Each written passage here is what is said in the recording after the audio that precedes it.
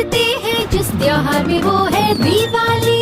चिन्नू पप्पू और चिट्टी हो गए नहा के तैयार। पापा के दिए नए कपड़े पहन के हो गए वो तैयार।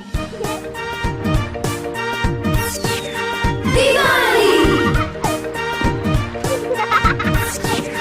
दिवाली। मम्मी पापा का आशीर्वाद लिया और दोनों से तोहफे भी मिले।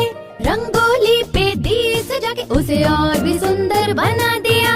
फुलझड़ी को जलाकर खुशी से नाचने लगे हम सब। चरखी अनार रॉकेट जलाकर खुशी से झूम उठे हम सब।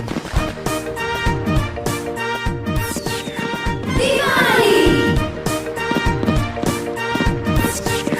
दिवाली। पटाखों के फूटने की आवाज सारी धरती पे सुनाई देती है। आसमां में रंग बिरंगी रॉकेट भी आकर्षक है। दिवाली पे मिलने वाली मिठाइयाँ सबको बहुत पसंद है। दिवाली का ये जगमग त्योहार हम सब मिलके मनाते हैं।